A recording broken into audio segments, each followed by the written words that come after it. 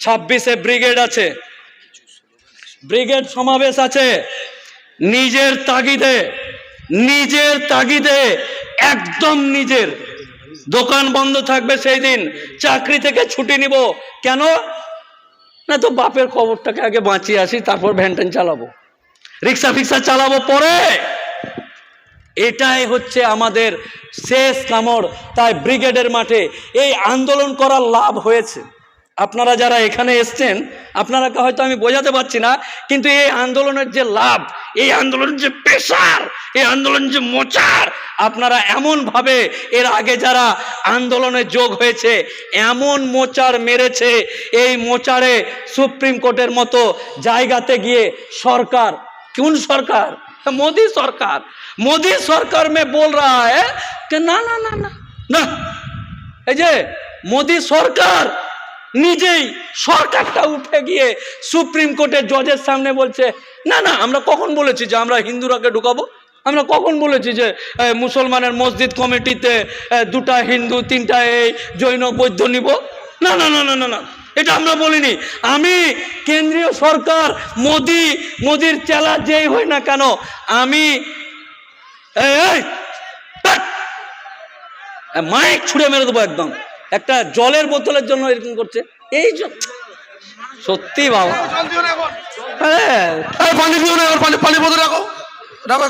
এই করেই তো শেষ। একটা জলের বোতল ফোকাস করো। সুপ্রিম কোর্টের ঘরের ভিতরে মামলাটাতে কি হয়েছে ওটা না না, আমি জল খাবো, লজ্জা শরম বেঁচে খেয়েছে। এই জাত, এই কম, এই জন্য পিছিয়ে আছে, ননসেন্স সব।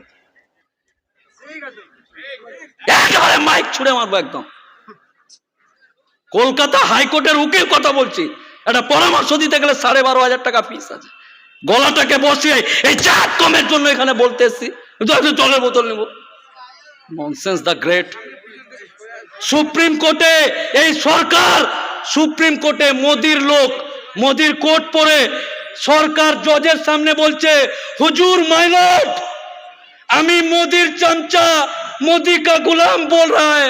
मैंने तो कभी नहीं बोला कि मस्जिद कमेटी, दरगाह कमेटी, खनका कमेटीते हिंदूদেরকে নেগা, অন্য জাতের কা মানুষ আয়েগা, এরকম তো বলিনি হুজুর, আমি তো কোনোদিন বলিনি।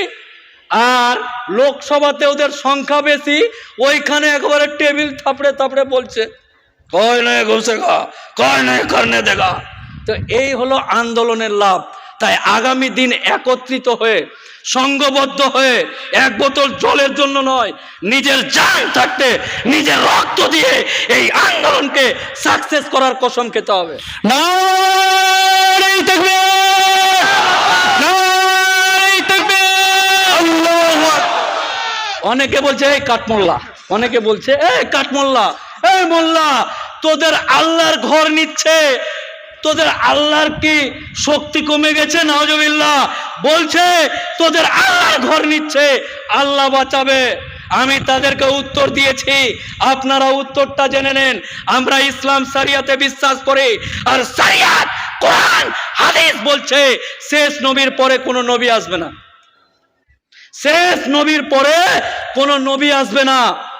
আর আল্লাহর ঘর আর মক্কা বাঁচাতে যেমন আবাবিল পাখি, এইটুকু পাখি পাথর নিয়ে মেরেছিল, ওই আবাবিল পাখি আসবে না।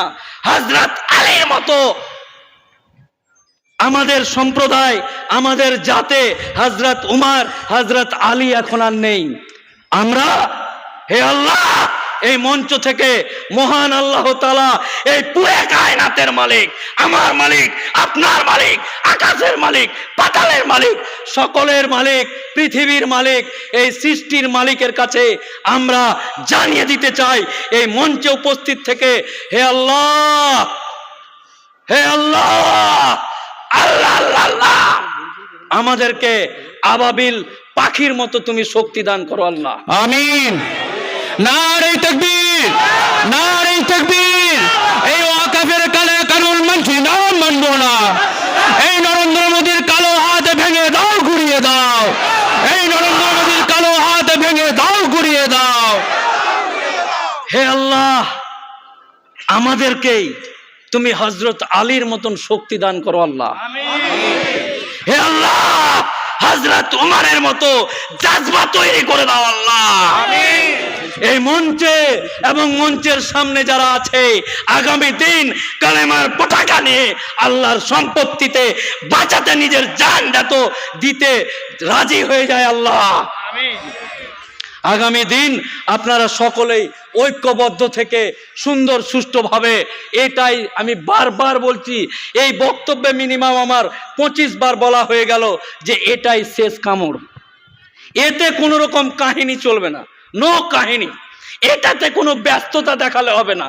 আমার বউ আমার বেটিকে পৌঁছে দিই, জামাই এসছে 2 কেজি পোলট্রি মুরগি খাইয়ে নি, তারপর আন্দোলন করতে যাবো না। প্লিজ বলুন, না হলে আপনাদের পা আমি দাঁড়িয়ে দাঁড়িয়ে ধরবো সবার এক এক করে। প্রত্যেকটা মুসলমান এই জাত, এই কম, এই ভাইয়ের পায়ে হাত দিয়ে যদি বলতে হয়, কারণ দেশের পরিস্থিতিটা আমরা যখন এইভাবে দেখি, তখন আমার জাতের, আমার কমের ভাইয়ের পা ধরতে আমার দ্বিধাবোধ নেই। আমি মুফাক্কিরুল ইসলাম প্রত্যেকের পায়ে বলবো যে হে ভাই, এটাই শেষ, এই শেষ। এতে যদি তোমরা উত্তীর্ণ না হতে পারো, তাহলে আগামী দিন আগেই কবরে চলে যাওয়া ভালো। 67 বছরের এক বুড়ো, 67, ঠান্ডার দিন, এই যে এখান থেকে মুতের পাইপ দিয়ে মুত পরে ক্যারি ব্যাগে অপারেশন পর, দেখেছেন তো? যারা অপারেশন করে একটা নলি দিয়ে থলি ধরে থাকে, ক্যাথিড্রাল না কি বলে, এরকম একটা পাইপ মুতের থলি ধরে হাঁটছে। 67 বছরের বুড়ো, এই বুড়ো ঠান্ডাতে কৃষি আন্দোলনের জন্য পাঞ্জাবি এবং শিখ ভাইরা যারা ভারতে, গোটা ভারতবর্ষ মাত্র 5 কোটি 6 কোটি 7 কোটি, তারা আন্দোলন করে এই মোদিকে টিভির সামনে দাঁড়িয়ে মেরা ভুল हो गया, আমি বুঝতে नहीं पारा, मेरा गलती हो गया, পাঞ্জাবি কে मैं बेकार में उसका दिया। তো যদি ভারতবর্ষের 5 কোটি লোক মুতের পাইপ নিয়েও আন্দোলন করে, তাদের কৃষি মানে যেগুলো ফসল ফলায় তাদের দামের জন্য যদি এটা করতে পারে, আপনি আপনার ইমানকে জিজ্ঞাসা করুন তো, আপনার হৃদয়ে জিজ্ঞাসা করুন তো। আপনার বাপ দাদর কবর বাঁচাতে, মসজিদ খনকা বাঁচাতে আমরা যদি 40 কোটি মানুষ একসাথে এই সরকারের বিরুদ্ধে আইন পরিবর্তন করার আন্দোলনটা কি হবে না হবে না? নারে তাকবীর, নারে তাকবীর। এই ওয়াকফের কালা কানুন মানছি না, মানবো না, মানছি না। এই ওয়াকফের কালা কানুন মানছি না, মানবো না, মানছি না। এই নরেন্দ্র মোদীর কালো হাত ভেঙে দাও, ঘুরিয়ে দাও, দাও ঘুরিয়ে দাও। নারে তাকবীর। আপনাদের সকলকেই এই হাত আপনাদের পায়ের কাছে থাকলো, এই হাত আপনাদের হাতের কাছে রাখলাম। আপনারা যেন আগামী দিন এই আন্দোলনকে সুন্দর সুষ্ঠুভাবে এগিয়ে নিয়ে গিয়ে একেবারে শেষ দেখা না অবধি না ক্ষান্ত হন, না বিরাম হন, না শান্তিতে থাকবেন, না আরাম করবেন, কোনো কিছু করবেন না। এই আশা রেখে আগামী দিন আরো বৃহত্তর আন্দোলনের ডাক দিয়ে আর এই সরকারকে চোখে চোখ রেখে হুঁশিয়ারি দিয়ে ইমিডিয়েট এই আইন থেকে 48টা রকমের ধারা যেটা আছে সবকে বাতিল করে, যদি না করে তাহলে আগামী দিন কিভাবে মোচার মারতে হয়, এই হাত যদি কারো পায়ে হাত রাখতে পারে, এই হাত কিছু জিনিসকে মোচড়ও দিতে পারে। এই বলে আমি আমার বক্তব্য শেষ করছি।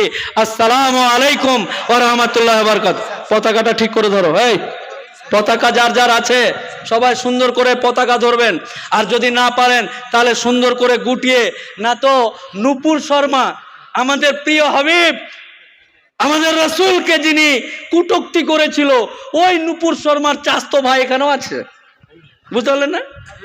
ওই নূপুর শর্মার চাস্তো ভাই ওইটাকেই ফটো তুলে একেবারে, হ্যাঁ বাপের বিয়ে হয়ে গেছে, বরযাত্রী ডাকছে। তো এইরকম ঘটনা ঘটছে।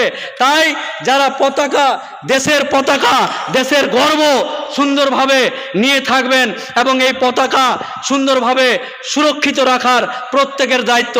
আপনারা সকলেই ভালো থাকুন, আর আল্লাহ যেন আপনারা শেষ পর্যন্ত এখানে বক্তব্য চলবে। অনেকজন আছেন, আমার বন্ধু, আমার ভাই আদম শফি খান কলকাতা হাইকোর্টের অ্যাডভোকেট এবং বারুইপুরে বাড়ি, বারুইপুর কোর্টের তিনি অ্যাডভোকেট। আপনাদের এখানকার জামাই, হ্যাঁ জামাই বললে তো উঠা মুশকিল আছে না, এটা উকিল বললে একজন চলে গেলেন কোনো ব্যাপার না, জামাই যদি হয় মানে গিয়ে বলবে হ্যাঁ তোর বাপের বাড়ির ওখানে চলে যাচ্ছিল সব, 3 দিন যেতে পাবি না তুই। তো যাই হোক, সকলে ভালো থাকবেন, আর আগামী দিন এই আন্দোলনকে এগিয়ে নিয়ে যেতে হবে। আপনাদের সকলের সুস্বাস্থ্য কামনা করে আল্লাহ তাআলার কাছে হযরত উমরের মতো জজবা, হযরত আলীর মতন শক্তি আল্লাহর কাছে চেয়ে আমি এই বক্তব্য শেষ করছি। আসসালামু আলাইকুম ওয়া রাহমাতুল্লাহি ওয়া বারাকাতুহু। নারায়ে তাকবীর, একবার হাত তুলে নারায়ে তাকবীর, নারায়ে তাকবীর, বাগানি উপরে আয়, নারায়ে তাকবীর, নারায়ে তাকবীর। দেহে রক্ত থাকাকালীন আল্লাহর সম্পত্তিতে নাক গলাতে দিচ্ছি না, দিব না, দিচ্ছি না, দেব না, দিচ্ছি না, দিব না, দিচ্ছি না, দেব না। নারায়ে তাকবীর, আল্লাহু আকবার, নারায়ে তাকবীর, নারায়ে তাকবীর, নারায়ে তাকবীর। দেহে রক্ত থাকাকালীন এই আইন মানছি না, মানবো না।